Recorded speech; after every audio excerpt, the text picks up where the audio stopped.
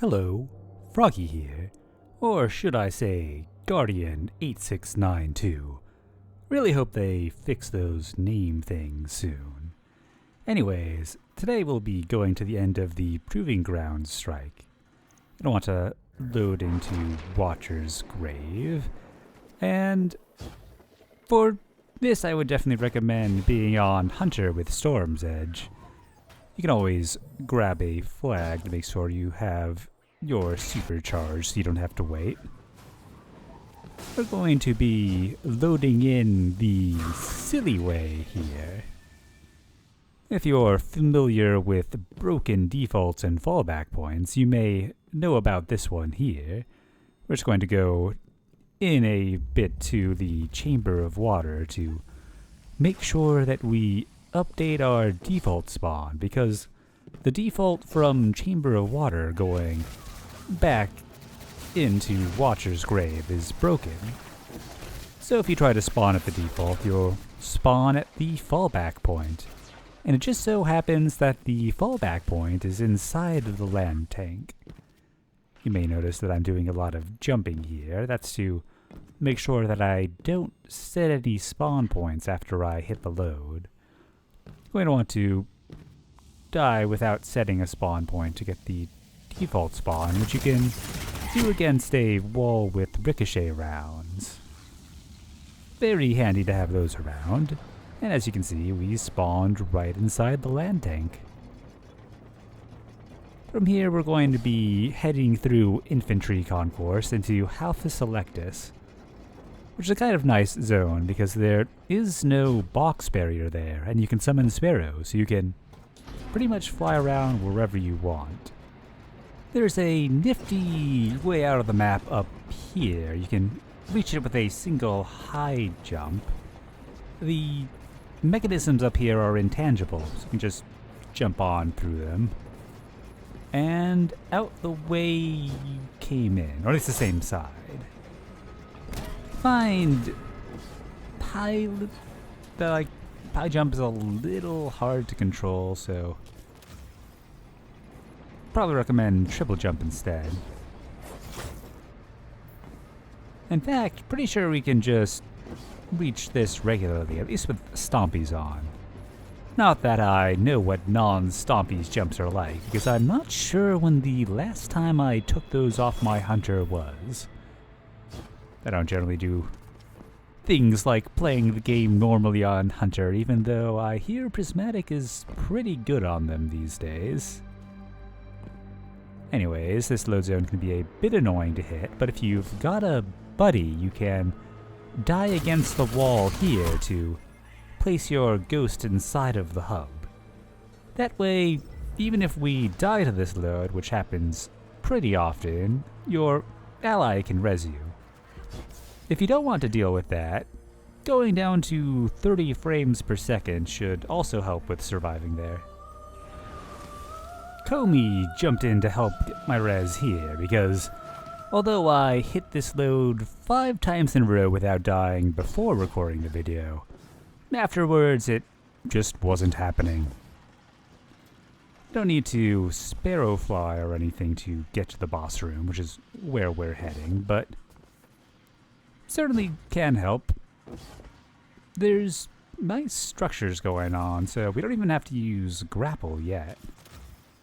High jump will make this a little bit easier. Well, assuming I don't hit my head on the ceiling.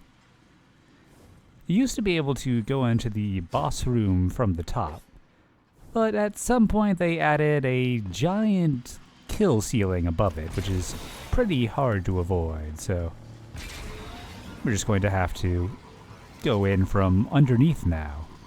Might be other ways, but this is the one that I ran into recently while messing around with the dark, so that's what I'll be showing today. I want to go into the bottom of the kind of toaster room.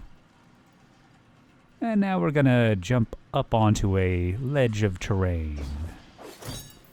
Swords can be helpful just to move your way forwards. We're going to be using Storm's Edge to do a blink breach. Walking around, found that there was an area around here that worked well. I'm sure there are plenty of areas. Might be able to get a res breach here, but I wasn't in the small amount of time I tried. It definitely helps to frame cap here. I haven't missed this once while on 30 FPS. Didn't manage to hit it on high frames, but you might be able to. Of course, I don't want to stay on that for too long, because it is nice having a bit of a higher frame rate. And that'll do it. We're over in the boss arena. So, this room has some interesting things going on. If you jump up here, you'll find that there is a ceiling that you can't quite go above. Just using Navigator to not have to wait for the recharge. You can see I can't go too high there. But if I Sparrow fly, nothing stops me from going up. Well, I mean, apart from that turn back, but what are you gonna do? You can do other, like, fun things with this. But just to show you, you can't go all the way up because of that kill barrier. Don't know if you could blink breach through that too. It might be a bit tight.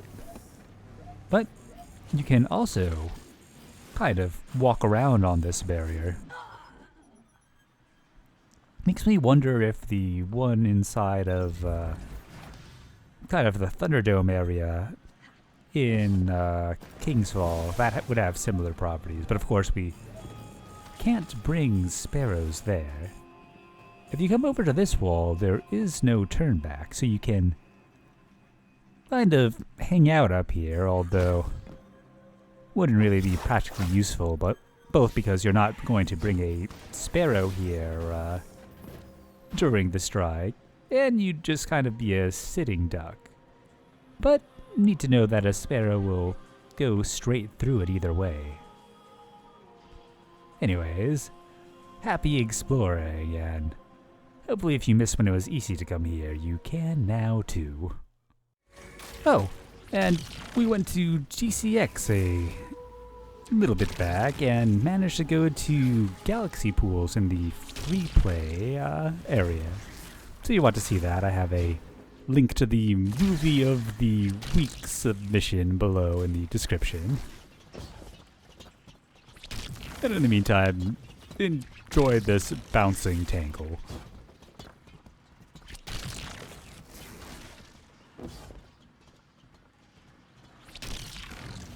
Definitely not something you see too often.